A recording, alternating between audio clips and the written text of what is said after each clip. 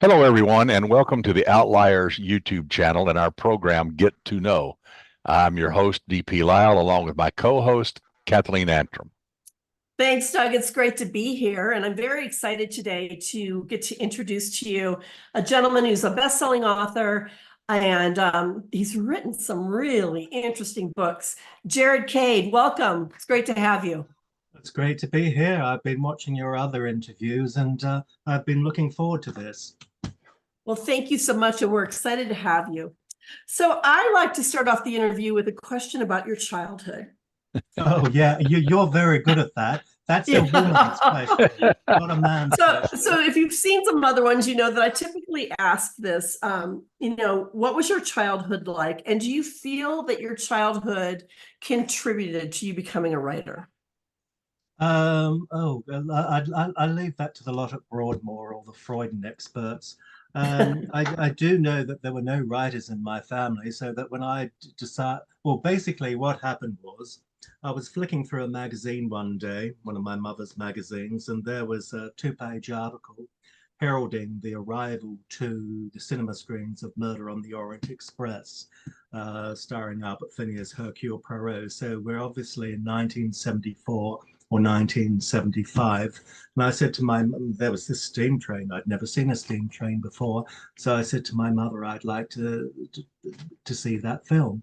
You'll be lucky. There's a book of Agatha Christie's in the house. So she gave it to me to read. And I sort of read it with a torch beneath the bed sheets, age 12. And I thought to myself, one day I'd like to write books like Agatha Christie. What particularly appealed to me about Agatha Christie is the morality. There was no iffy-wiffy psychological shades of grey between good and evil. She knew where the dividing line was, and you weren't going to shake her on it. Then there was, I think Miss Marple probably reminded me to some extent of my own great-grandmother, white hair, china blue eyes. And I just liked her unshakable certainty in the face of danger. You're the murderer. This is why you did it. I guessed who did it, but wasn't quite sure. But you were still compelled to read on, because with Agatha, if you do guess who did it, then I've always found, well, not sure how the clues add up, but I just knew it was that person. And so that started me off. The book was Nemesis. There I am with a torch under the bed sheets, reading it at night. And, I used to do that too. yeah, why couldn't we do it during the day? Who knows? I suppose really, I mean, it's boring going to bed. I mean, about 8 o'clock or something. The mind's Right. still active and you need something to settle it. And I do think that reading and writing are both good for a person's mental health. And I do think that, well, look at what happened during lockdown. The Mousetrap and all the West End shows closed, and Agatha, the sale of her books went straight through the roof. And the interesting thing with the book industry at that particular time is that all these established authors' backlists were selling great. Agatha's went straight through, Right. whereas very difficult for publishers here in the UK to launch a new author. People wanted, I think, psychologically to stick with something that was tried and trusted, something they felt that was safe. I do know that I didn't enjoy watching new programs. I'd rather watch a movie I'd read before, or a Miss Marple or a Poirot on TV. You just wanted something sort of safe and comforting. And with Agatha Christie, you know that the killer's always going to get caught. It's a bit like exercising the serpent from the Garden of Eden, good triumphs over bad, it's a morality tale. And It's so true though, yeah. it is, and that's what people want. I mean, even if it's sort of a nitty-gritty thriller like Patricia Cornwell, they still want to get to the end. They don't want to find the last chapter missing and, oh, the miserable sod got off with it. They want a That's happy right. resolution. Because if you look what happens to us on the news each night, someone's been mugged, murdered, raped, there's been a tsunami, a flood, earthquake, whatever, and it's all in sound bites. You haven't got time to assimilate it. And so in a way, Right. you get very desensitized to it almost, unlike my grandparents. Oh no, someone's crashed their car off the road, and you'd hear them in the other room, and it'd make you feel nervous because even though they didn't know who it had happened to, because they were such empathetic people, you'd sort of come to the doorway. What's going on? Who's been injured? What? It was just a stranger. And I think, the whole point of being a writer is to shed light on man's humanity and inhumanity to his fellow human beings. So we can dissect in fiction things that we can't always articulate as well in words, particularly if it's a real life murder case or love something. that. Yeah. Because you don't want to put your foot in it. You don't want to say the wrong thing or upset the person. You've got to keep your suspicions to yourself, whatever. I wouldn't be like Jessica Fletcher. I'd be on the first bus out of town, looking after number one. I wouldn't hang around to find out who the killer is. No way. But also with fiction, you can do it without being preachy or without lecturing, because what you're doing is telling a tale that has a moral, and it's a whole different animal. Exactly. And I've always said that I feel that writers of fiction, nonfiction, doesn't matter, are all thought leaders. And because what we write does help us understand more about, people around us, culture, etc. Even in history, we're still learning about what happened in the past, why it happened, how much we've not changed, how much, all of those different lessons. I think we're always trying to, as you said, like, assimilate information and process it. It helps us with all of that. And it's such a good point regarding the lockdown, that people went to books that they knew, because I think there was so much uncertainty that we wanted to know what kind of experience we were going to have. Yeah. It's almost like a little bit of control over, what we are experiencing. So yeah, very good. I remember being very cross. I was starting to watch a bit of a detective program on the show that I'd not seen before. It was nitty gritty. Out came the proverbial expletive. They're not real unless there are expletives in them. I just switched off. And if we go back to when I was 12 years old, it was very much a case of, I decided there and then I want to write books just like that, because I like the underlying morality. And so between the ages of 12 and 16, I read all of Agatha Christie's books. I mean, she wrote 66 full-length novels. I pretty much guessed who the killer was in 55 of them, but then I'd have to read on to work out the clues, because they went straight over my head. I remember I was always annoyed with myself reading The Secret Adversary. I guess who it was. Changed my mind. How silly was I? And they were just psychologically reassuring books. The only other book I'd recommend over Agatha Christie, and I'm not trying to sound elitist, would be Dr. Irene Casola's Go For It, How to Win at Love, Work and Play, because that's a very good book that tells you how to harness your positivity and go through life, because a lot of people get confused how to be a good spouse, brother, sister, mother, father, whatever. And, people, I'd like to see that book back in print because it's so excellent. Having said that, there's a lot of excellent writers. I quickly point the finger at Sidney Sheldon. I thought he was terrific. I just loved the way that fate came crashing down on everyone's heads in his books. And it was to his advantage that he was suffered from bipolar disorder, because people who do, and I've got a friend who do, they go from one emotional extreme to another. That's why you'll see one of the heroines in his book, wake up, today is the happiest day of my life for reasons X, Y, and Z. Half an hour later, fate's crashed down on her head and she's in the depth of despair, and she's somehow got to dig herself out of it. So they're all sort of escape. It's escapism, and how do you escape from difficult situations? So back in my mind at the age of 12, I'd like to write, some murder mysteries later on. And then, as life went on, life sort of took over and got in the way, as it quite often does. And then it dawned on me, reading these books about Agatha Christie, non-fiction titles, the number of silly mistakes that appeared, factual mistakes that were rather irritating. And it occurred to me that one day I would like to edit a book about Agatha Christie to iron out any mistakes. So I was in the meantime, I was like a squirrel collecting chestnuts. I'd go to places of association with her, her grave, places where she lived, and things like that, film locations, whatever. And then one day the coin dropped, don't ask me why, but I just thought, well, there's no point waiting around asking for someone to edit a book they've written. I've got no editing skills. And more to the point, I'm going to have to write my own book. And if I look at the slew of books that were written about Agatha, particularly shortly after she died, 1976, and I can tell you now, I remember where I was and what I was doing when I heard the news over the radio that she had died. Yeah. Well, at an earlier iteration, you actually were a tour guide at her home. Is that correct? Oh, yeah. Well, How did that come about? I bet that was fascinating. Well, well, it happened during lockdown, believe it or not. Okay. So it was sort of between lockdowns or whatever it was, or the tail end of it. So I got this opportunity, so I said yes. So I'd go down, go down overnight, meet the tour, meet all the. It was a very sort of posh tour. We'd meet at the hotel. We'd then get on a boat, and then there were none, and go up the river to Agatha Christie's house. And get off at the jetty. Being lazy, I'd get into one of the hire cars and we'd go drive up the hill. The others would walk up the hill. We'd sort of congregate at the stables where they sell the tickets. We'd already had the tickets arranged.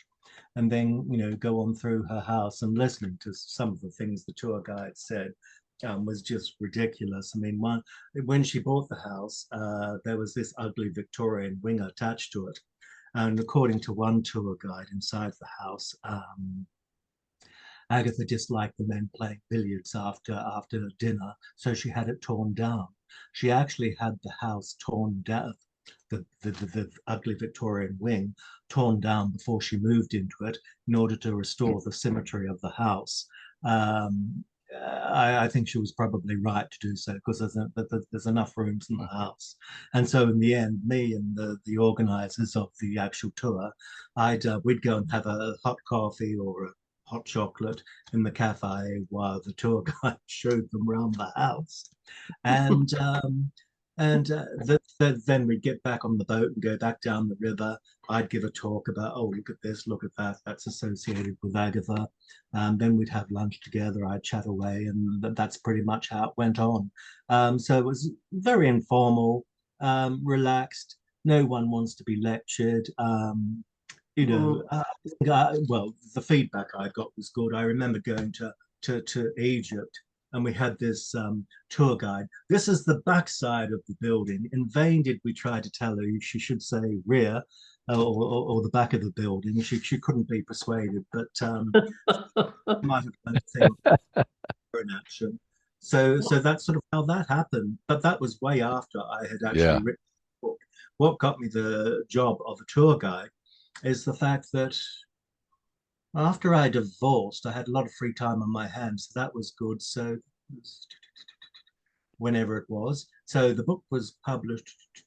Yeah, so I spent 6 years rehearsing it, researching it. Now, the great thing about research, it's addictive, and it's a great excuse not to sit down and write. Because I met some really, really interesting people, one day I went off to wherever I did. I think it was somewhere in Berkshire, and spoke to a man called Wilfred Morton, who was one of the probationary officers who searched for Agatha Christie. There was a lot of active on the ground research in writing this book. I mean, I remembered reading one American book. It was a literary critique of Agatha's career. Mrs. Ariadne Oliver appears in this book. We know, we've read it. And it made the statement that Agatha Christie disappeared in 1926. She never spoke about her disappearance. Therefore, we won't either, which I thought was a bit sort of, well, come on, please. I mean, which is one way of copping out. So, I visited the chalk pit where the car was found abandoned at Newlands Corner. I did various things. Anyway, there I am speaking to Wilfred Morton. And one of the first things he said to me, the onus was on find Mrs. Agatha Christie as quickly as you can. It came to the attention of the authorities that she was not on good terms with her husband. It was felt that he might have bumped her off, and because he was having an affair, and it was all looking very sinister. And I remember him telling me about one of the searchers. They got up at the crack of dawn before it was even daylight in Woking Police Station courtyard at Charabank, turns up, That's a bus with mini doors. It was a bit like, I always think of them like caterpillars. You don't get off through a main door. You open the door and sit down immediately on your seat. So it's like got lots of doors on it. So off they go, and someone says, "Oh, it's Newlands Corner we're going to," and so they're searching for they knew not what. And it was very much a case of they stood in a long line, fingertip to fingertip, the person next to you, and you keep going through the brush, you report any findings. You don't just go round a tree, you look up it to see if there's something up there. And it dawned on them very quickly that they were looking for a body. And so various, trinkets and tin cans and things were found. And then they sort of broke around about 12 o'clock for lunch. And by that time, someone had got hold of a newspaper. "Oh, it's Mrs. Agatha Christie we're looking for." Now, this is how, when we think back to the police force of the 1920s, it wasn't as sophisticated as today. Lunch was some sandwiches and a keg of beer supplied by a pub in the village of Shear. So that's one way to keep the cold out, I guess. What had actually happened is that everyone knows that on the night of Friday, the 3rd of December, 1926, Agatha Christie got into her four-seater Morris Cowley car at 9:45 p.m. and drove away from her home, the Styles in Sunningdale, Berkshire. Her car was found the following morning, abandoned 14 miles away in the county of Surrey at a local beauty spot called Newlands Corner. And there was great speculation as to what had happened to her at Newlands Corner. Had she been attacked, raped, murdered, whatever. Her clothes, her suitcase of clothes and a driver's license was found in the back seat.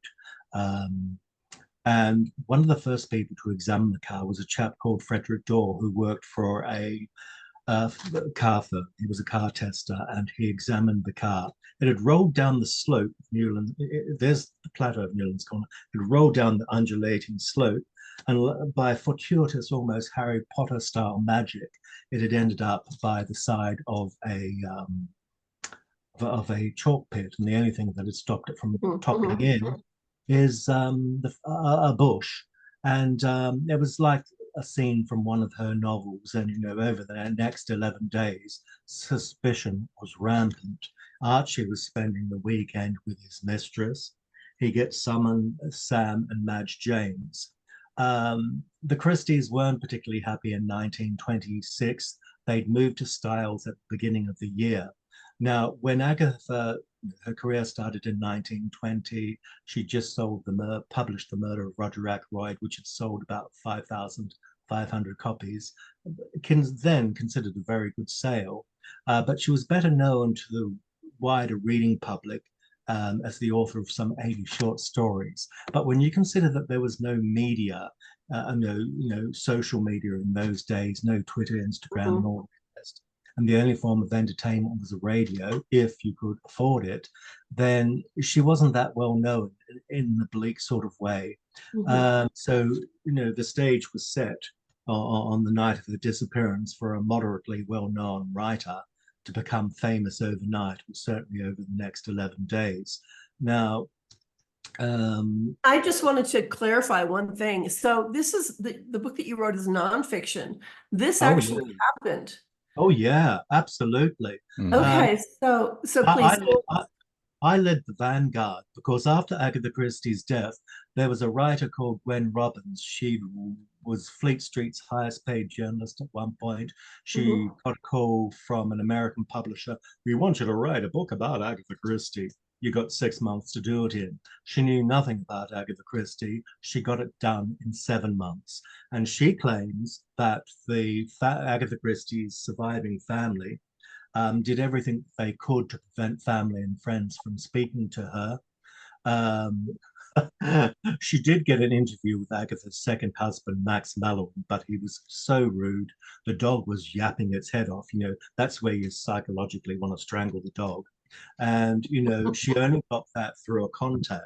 So in terms of it being a revelatory biography, it was not. It still won an award in America, an Edgar, simply because it was better than nothing. And it sort of she was very good, Gwen Robbins, when it came to talking to servants, those who were still around, and also interviewing people associated with Agatha's theatrical career. So there are some good things in it, but it certainly did not provide an overall arc to Agatha's life. And so there was always this sort of mystique surrounding the disappearance. There was an authorized biography in 1984. Now, Agatha died 8 years earlier, and it's a sign of resistance that her reclusive daughter, Rosalind Hicks, just didn't want to let the public that close. The only reason she did is because she just knew through several unfortunate experiences that she had to authorize a biography to sort of quell the clamor. I mean, there was the 1979 film Agatha, starring Vanessa Redgrave and Dustin Hoffman, which propounded an imaginary solution to the disappearance. Agatha Christie Limited went to court in America to sue Warner Brothers to prevent the distribution of the film. They fought 2 court cases. They couldn't stop it. They could only delay it. So that film had come out, and things like that. It slowly got through to Rosalind that she was going to have to, she herself would never write a biography about her mother.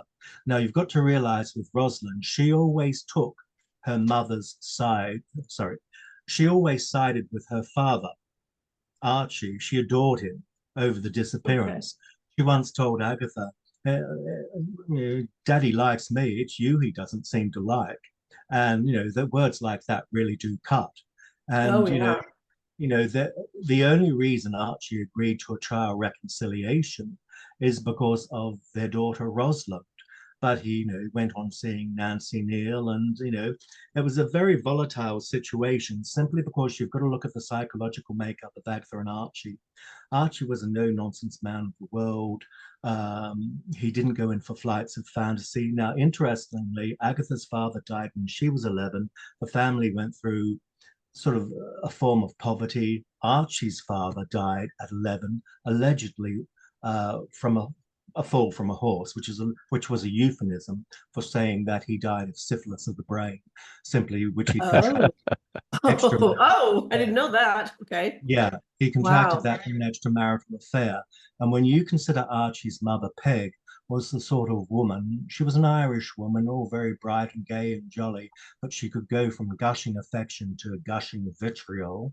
This is a volatile woman. So you can well imagine her distress at dealing with a husband who's slowly going insane. It was not a happy household for Archie to grow up in. Well, after the 11 days, how and where did Dame Agatha reappear?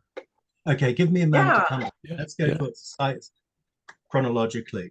So basically, Archie was the sort of person who didn't like emotions. He wanted everything to be calm and orderly. Agatha was an emotional person with flights of fancy and all the rest. He comes back from the First World War. He'd been in the thick of it over in France. And here's his wife wanting to talk about murder, mystery, and mayhem at the table. This is the latest plot. I've got X amount of money from this, blah, blah, blah. And Archie doesn't want to be reminded of death. No one really did. And what he needed was someone who was an ordinary, commonplace, and down to earth, and who wanted to orbit around him. Where Agatha, you wouldn't say she was a feminist, but she was a leading light in doing what she did. Very much so. This is my house. This is my car. And because she'd not had a lot of money as a child because of her father dying, money went to her head when her career started taking off. And, Agatha says misleadingly in her autobiography that she and Archie bought a house, Styles, at the beginning of 1926. Now, you look at the deed papers, it's only got Agatha's name on it. This is my house, my car. Now, we need to do, just to introduce Nan Watts, we've got to do a little back tracing. Now, in 1901, Agatha's father dies. A year later, Agatha's older sister, Madge, marries a man called Jimmy Watts of Cheadle, Abney Hall in Cheadle, Cheshire. The Wattses were wealthy. Now, Agatha met Jimmy's sister, Nan, at Madge and Jimmy's wedding. The two initially didn't hit it off because they'd had each other's virtues rammed down their throats. Then when they met, they got on like a house on fire.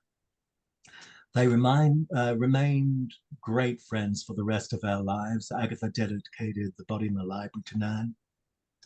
Nan Watts's daughter, Judith and Graham Gardner, have officially endorsed my biography, Agatha Christie and the 11 Missing Days.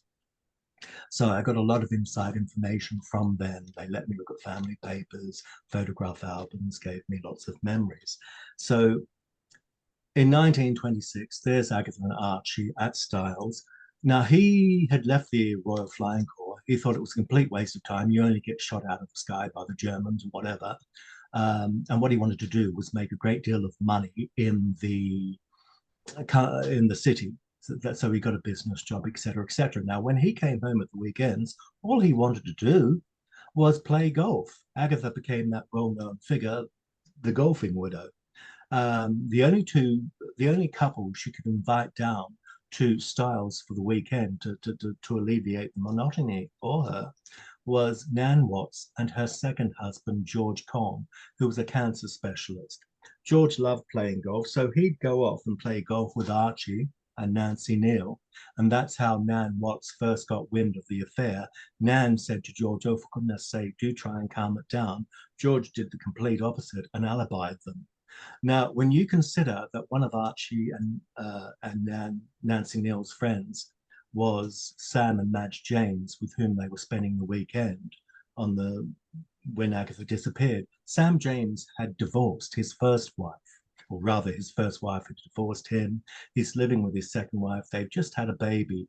And again, it's bad company for Archie to be keeping. He was dissatisfied with his marriage to Agatha.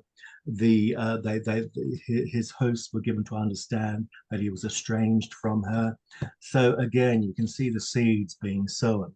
There was an argument on the morning of the disappearance. You go your way, I'll go mine. Archie made it clear that he would be spending the weekend with Nancy Neal at the home of Sam and Madge James near Godalming, aptly called Hurtmore Cottage. And Agatha was not happy. And so she planned the whole disappearance with her friend Nan Watts. She drove up to London that morning. She was very distraught at the breakdown of the marriage again. And it was very much a case of, she told Nan that she was thinking of going ahead and doing something desperate if Archie went ahead with his threat to spend the weekend with Nancy Neal. So the plan they evolved was for Agatha to abandon her car at Newlands Corner, catch the train up to London, spend the night with Nan, and take it from there, which is exactly what happened, because by leaving the car at Newlands Corner, it was a mere 6 miles away from where Archie was spending the weekend with Nancy. So it really, really looked as if something suspicious had happened. Yeah. Mm-hmm. And so the press went into a frenzy. What no one could have predicted on the night of the disappearance is the way the incident, a private domestic tragedy, was snowballing into a public sensation. And over the next 11 days, there was all sorts of conjecture. Where is Mrs. Christie? Is Mrs. Christie in London, hiding as a man? My favorite headline from the disappearance is, "Where is Agatha Christie?" by ex-Chief Inspector Walter Dew, the man who caught Crippen. And so on, a week after Agatha disappeared, there was what was known as the Great Sunday Hunt, where thousands, the police advertised for people, please come to Newlands Corner and see if you can help us find her. Because there were undulating countryside, copses, fields, tall grass, wow, trees. It was a nightmare to search. In the meantime, the press called in a diver to search all the pools. They'd already dragged the silent pool and so forth. So each day there seemed to be a fresh sensation, search for Mrs. Christie tonight with hurricane lamps, blah, blah, blah, airplanes and all the rest.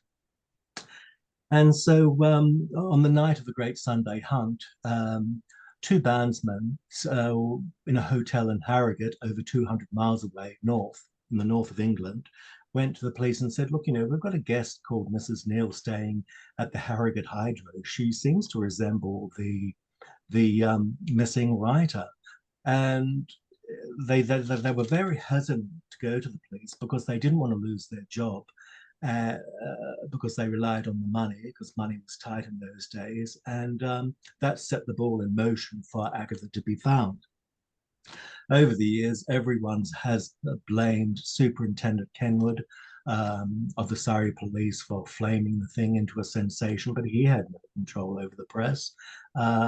Superintendent Goddard and Inspector Butler of the Berkshire Police took the view that Mrs. Christie had had an argument of some sort with Archie, that the couple weren't well suited to each other, and that she would return once she has worked out her little problem. And so, of course, Agatha was kept under surveillance for a couple of days. Superintendent Kenwood didn't believe that Mrs. Christie was staying at a hotel in Harrogate, because she'd written a letter to her brother-in-law, Campbell Christie, saying that she was going to Yorkshire to an unnamed spa for a break. Now, the police and the press, searched all the well-known ones, and no one calling herself Mrs. Neal had booked in. So that had appeared to be a dead end. So eventually on Tuesday, the 14th of December, Archie goes up to Harrogate, and I just love the headline from the Evening Standard. Woman thought to be Mrs. Christie waiting to be identified by Colonel Christie, who is still 4 hours away from by train. And the public, this is the 2:30 p.m. edition of the Evening Standard, and the public were assured that the Evening Standard had its special correspondent in place to sort of be there and get all the clues in the story. And so Archie goes to the Harrogate Hydro. He's met at the station, railway station, by Superintendent McDowell. They talk to the manageress of the hotel, and bit by bit they sort of piece together all the clues. Now, during her stay, for someone who later claimed she was suffering from amnesia, Agatha was reading all the newspapers, and her face was, they'd be in the front foyer on a table. She'd have them brought up each morning on her breakfast tray, and there's her picture on the front pages, her family, her secretary, her husband. I mean, how could you not realize it was you? And and she seemed to get very agitated one morning when Rosie Ash, the maid, took her breakfast up to her. And so that day, Agatha goes to Leeds and puts a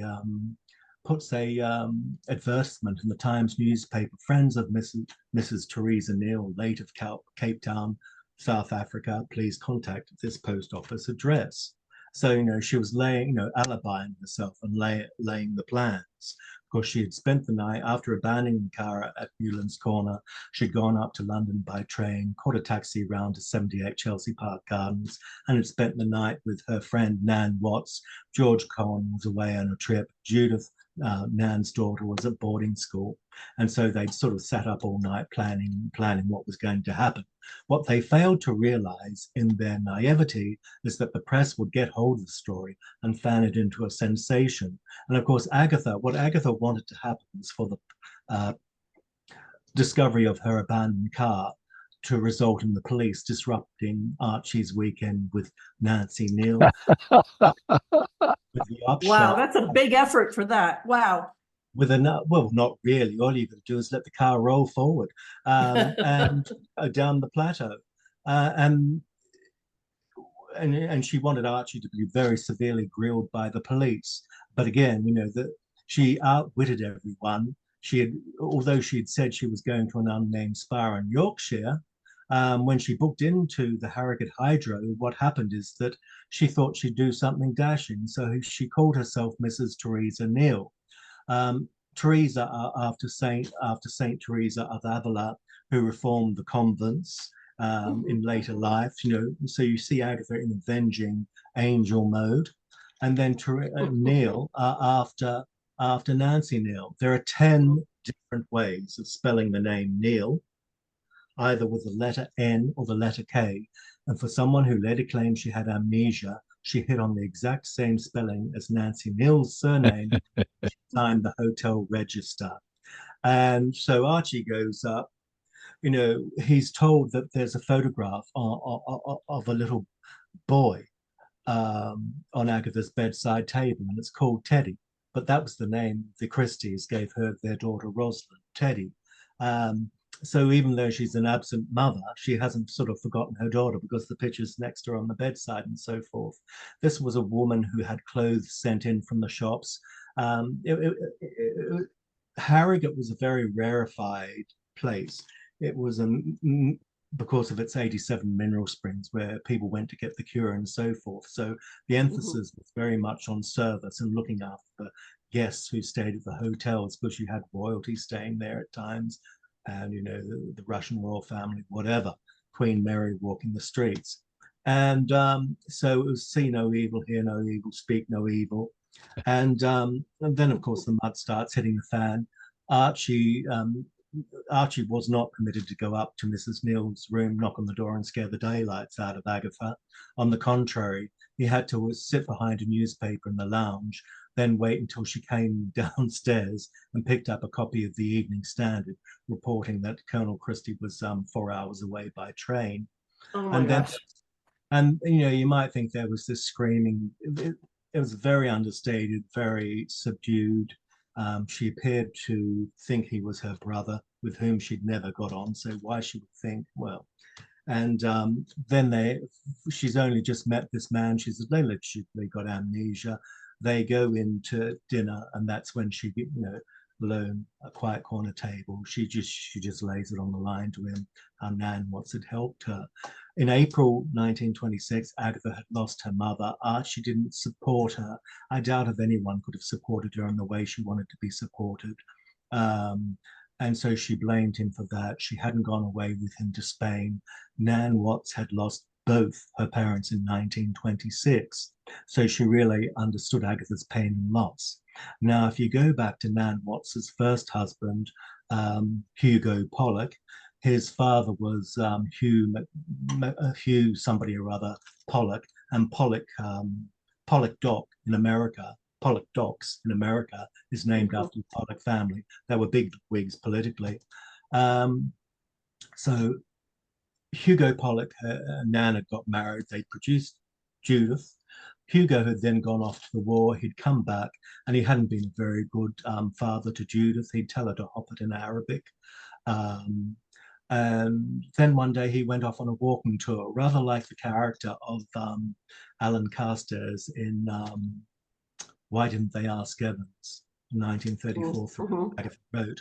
And so Nan didn't know where he was. Was he dead, alive? Had he been mugged, murdered, pushed over a cliff? What's going on? You can't divorce an unsatisfactory husband when you don't know where he is. And of course, Nan knew from the uncertainty of Hugo's absence and the fact that no one heard word from him, just how unsettling that could be. So you can see how that all contributed towards the plot for two women hatched together.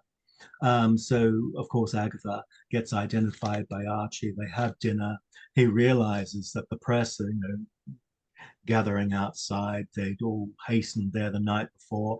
They weren't sure if this woman alleging to be Mrs. Christie was either the Cairn Hydro or the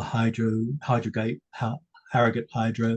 And so what Archie does is he rings across to Agatha's sister and brother-in-law, Madge and Jimmy Watts at Abney Hall, which was not that far away. I'm going to need help, protecting Agatha from the press. She's done this with Nan. Everyone was relieved that at least Agatha was alive. And right. Archie refused to give a press conference. He met with Archie Kenyon of the Yorkshire Post and gave a carefully worded statement insisting that his wife had amnesia, possibly as a result of having banged her head in a car accident of some sort. And so very intent on shielding her. And so the following day, it was like the Keystone Cops. A male and female decoy are seen to leave the front door of the hotel and get into a car that goes off to the railway station. Meanwhile, Agatha steps out the side door of the Harrogate Hydro, gets snapped by a lone photographer from the Daily Mail, hastily gets into the waiting car with Archie, Madge, and James. They hot-foot it in the car to Harrogate Railway Station. Now, rather arrive at the main station, they had arranged with the railway authorities to use a goods entrance on the other side of the platform. So they enter that way, they get onto a train, into a compartment. Mr. Parker's party, the name of the station master.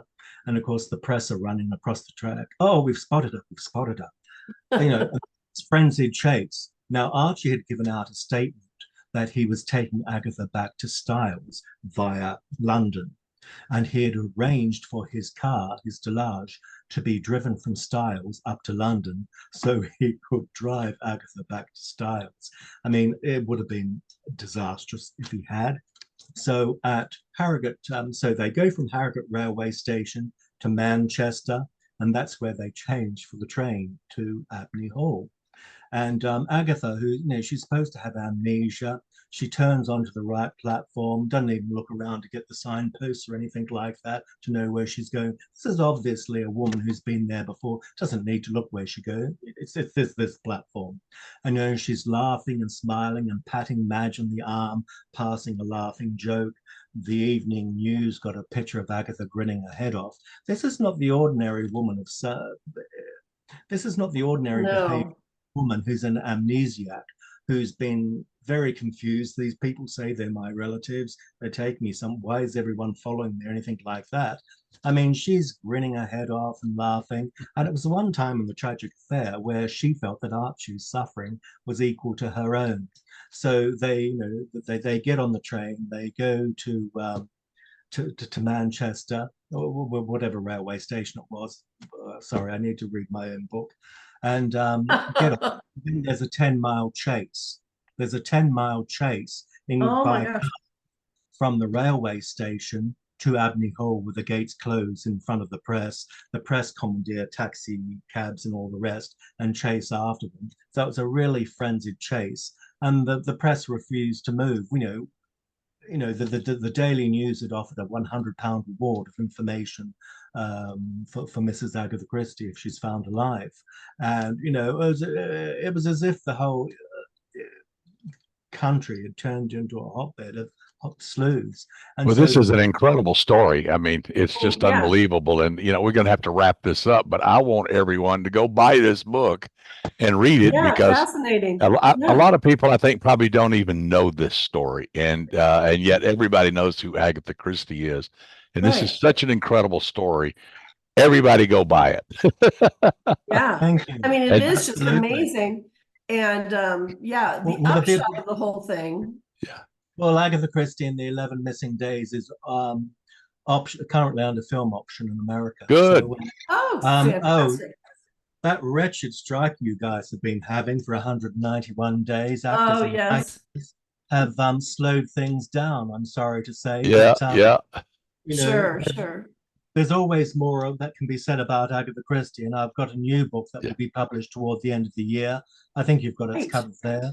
It's called Secrets from the Agatha Christie Archives. The great problem with Agatha, of course, is you can't fit everything in one book. The Agatha Christie and the 11 Missing Days uses the disappearance as a window on the overall pattern of her life. But there's so much more that can be said, for sure. Wow. Jared Cade, you're a fantastic interview. We've really enjoyed this and highly recommend this book. I will be reading it shortly. Just really riveting what happened, and to have somebody who was such a mastermind at writing mysteries, so to speak, mastermind her own disappearance for a period of time. It certainly sounds like. So we'll have to find out. Upset. It backfired on her, and the press got involved. She never forgave them for intruding on her private life at a time when she felt she was at her most vulnerable. And it was one of the reasons why she became so reclusive for the rest of her life. I mean, she and Archie divorced. She never got over the loss of him. And if you read her books and if you know what happens to her life, you can see it all there in the books. Absolutely extraordinary woman. A great privilege to write about. Thank you so much for sharing all this with us. It's just fascinating. And so everybody go get this book. Go look up. We'll put Jared's website on there so you can go and see all the other stuff he's done. I don't have a website at present. It's down, but I do have a Facebook page. So go to Facebook. We'll do that. Yes. Okay, great. Thank you very much. Yeah, great to thank have you on, Jared. And I want to remind our viewers to click the thumbs up button and subscribe to the channel. We'll have a lot more interviews coming to you later. Until next time, see you then. Thank you.